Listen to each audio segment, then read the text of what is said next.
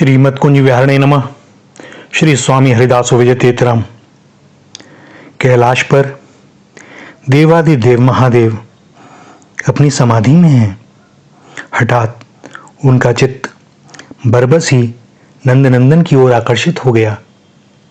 स्वरूपों में कोई भेद नहीं, सो उन्हें ज्ञात हुआ कि श्रीधाम वृंदावन में शरद पूर्णिमा को महारास होगा। विरक्त महादेव व्याकुल हो उठे अपने स्वामी की इस अद्भुत लीला को देखने के लिए। खोल दिए उन्होंने नेत्र। हृदय में जो था अब उसे प्रत्यक्ष देखने को नेत्र उत्सुक हैं, लालायित हैं। न जाने फिर कब श्री हरि की ऐसी लीला देखने को मिले। व्याकुल चित्त के भाव मुख पर आ ही गए। देवी पार्वती स्वामी के मुख को देखकर उनकी अन्य मयस्कता का भेद जान गईं और उनके अधरों पर भी मधुर मुस्कान नृत्य करने लगी। देवादिदेव ने मां पार्वती की ओर स्मित हास्य से परिपूर्ण दृष्टि डाली, मानो कह रहे हों, चलें अपने प्रभु की इस अनोखी लीला का रसास्वादन करने। देवी ने स्वीकृति में मस्तक हिला दिया। कैलाश पर मौन ही बोलता है, सब एक ही रूप हैं, सो किसके हृदय में क्या भाव उठ रहे हैं सब स्वतः ही समझ लेते हैं। चल दिए देवादिदेव। चलना कहाँ था, उनके तो संकल्प मात्र से सब चलता है। सो आ गए श्रीधाम की सीमा के बाहर। श्रीधाम की सीमा पर खड़े होकर ब्रजरज उठाई और अपने मस्तक पर मुख पर लेपन कर लिया। श्रीधाम में प्रवेश करने को जैसे ही अपना पग बढ़ाया तो देखा कि श्री ललिता सखी किंचित हास्य के साथ उन्हें हाथ से संकेत कर रही हैं कि देवादिदेव प्रणाम स्वीकार हो, परंतु श्रीधाम में प्रवेश तो न मिल सकेगा। महादेव अधीर हो उठे। ललिते, चित्त व्याकुल हो रहा है। नेत्रों को अब उस सांवरे को देखे बिना धीरज न बंधेगा। जाने दो ना, अपने स्वामी से मिल लेने दो, उन्हें जी भर के देख लेने दो। प्रभो, देवी तो प्रवेश कर सकती हैं, परंतु आप नहीं। महादेवी, आप वंशीवट पधारें। महादेवी ने कनखियों से भोलेनाथ को देखा और मुस्कुराते हुए चली गईं।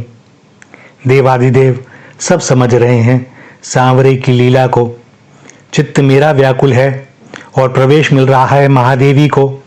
प्रभो, जैसी तुम्हारी इच्छा, मेरे साथ भी लीला करना चाहते हो सो ऐसा ही सही। ललिते, तुम सहायता करो, कैसे प्रवेश मिलेगा।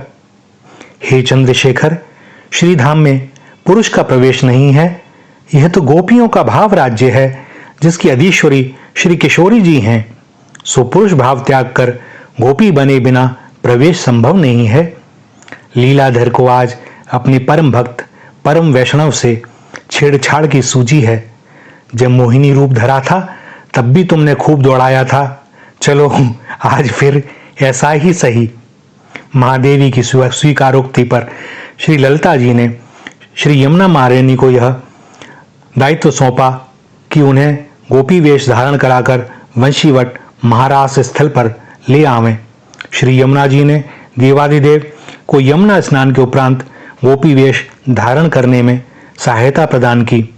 छद्म गोपी ने वेश तो धारण कर लिया, पर अपनी जटाओं और दाढ़ी को कैसे छुपाए, सो एक हाथ लंबा घूंघट काढ़ लिया और चल दी श्री यमुना जी के साथ वंशीवट यमुना पुलिन पर।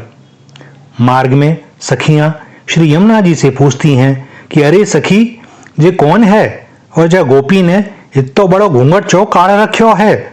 श्री यमुना जी ने प्रत्युत्तर दिया, जाकी सास नायामन दे रही, सो छुपाए के लाई हूं। देवादिदेव घूंघट के भीतर मुस्कुरा रहे हैं, मोहन, आज तुम जो न दिखाओ सो कम है। वंशीवट में रास आरंभ हो चुका था। गोपियों के साथ मदन मोहन वंशी वादन करते हुए नृत्य कर रहे हैं। आत्मा और परमात्मा का महारास हो रहा है। अंश अंशी से मिल रहा है। करोड़ों जन्यों की ऋषि मुनियों तपस्वियों की साध पूरी हो रही है। चौं ओर आनंद की उत्ताल तरंगें उठ रही हैं। श्री श्याम सुंदर की त्रैलोक्य मोहिनी लीला हो रही है।